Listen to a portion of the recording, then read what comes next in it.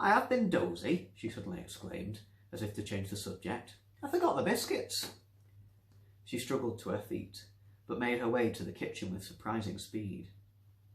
Amidst the sound of footsteps, the opening and closing of cupboard doors, there was that noise again, a mutter growing into a tiff, then an argument, until the voices were clear, a man's and a woman's. At first it seemed like she was listening to a radio play, but one of the voices was Nancy's and the other seemed to be replying to her. The bearded man gripped the arm of the chair and tried to listen in. Honestly, you're talking nonsense, Nancy was saying. I'm speaking God's honest truth. The man's voice was stern. Ah, don't go bringing God into it. 52 years I went to bloomin' mass for you. Didn't make me no Catholic though, she said teasingly. You're not listening to me, the other voice said desperately, frustration bringing a thick Manchester accent to the fore. You've got to do something about him. Who? Him in there. You've got to... The pitch dropped to an urgent whisper. You've got to take care of him. Nancy tutted. I'm fetching him the bloody biscuits.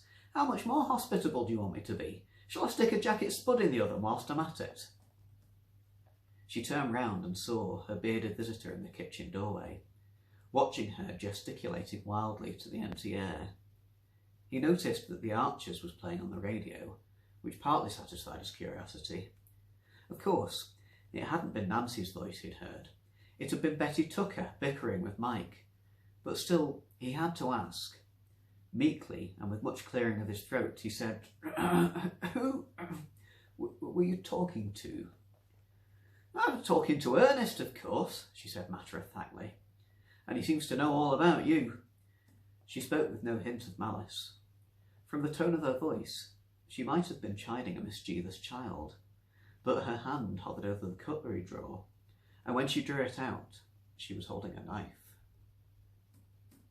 The bearded man was about to step backwards, make a run for it, when she shut the fridge door, revealing a better view of the worktops, and upon them, a cake. I've forgotten I had this in. Can't take credit for it myself. One of Mr. Kipling's. Still, better than biscuits, eh? Nancy. She peered into his watery eyes, which gazed fearfully from behind those huge spectacles. Ernest's been dead for 3 years. I know that. She looked at him like he was dim. But he comes to see me. I thought Janice from the spiritualist group would have told you. He didn't know whether to indulge or challenge her, settling instead on an awkward smile. He was a man of reason and wouldn't let himself be ruffled. Still, he felt uncomfortable. He walked back through to the lounge, followed closely by Nancy and 2 plates of cake, and picked up his briefcase. Anyway, I shouldn't trouble you much longer. He took out a little plastic bottle and rattled it. I just came round to drop these off, really. My pills! Nancy exclaimed delightedly, plonking the cake unceremoniously down on her chair. I knew I'd forgotten something, and you must be that doctor chap. That's right. He zipped up a green gilet. That had thrown Nancy when he'd first arrived. It looked more like the sort of thing a farmer would wear, not a doctor. It's, she squinted at him. It's Dr. Shipman, isn't it? She sounded victorious. Spot on, he beamed, but spoke softly. Harold Shipman. Yes, it was you that looked after Elsie Anderson, weren't it? Yes, he pursed his lips. Anyway, I really must be going. You won't forget to take those pills now, will you? Don't you worry, she said confidently.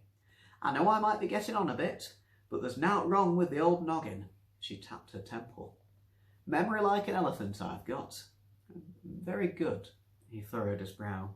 I'll check in on you tomorrow morning. Righto, I'll see you then. Merry Christmas, Dr. Shipman. Yes, Merry Christmas. He trudged away into the icy streets, and Nancy locked the door behind him with a smile. He fell for it, Ernest. She could barely conceal her excitement as she addressed the blurry figure in the pea-green armchair. Was it the tea? Said a man's voice. Aye, crushed up that last lot of tablets he gave me, and hid the flavour with that rancid milk. That'll teach him to go messing with my friends and family. Merry bloody Christmas, Dr. Shipman. She picked up the bottle of pills he'd just dropped off and hurled them into the kitchen bin.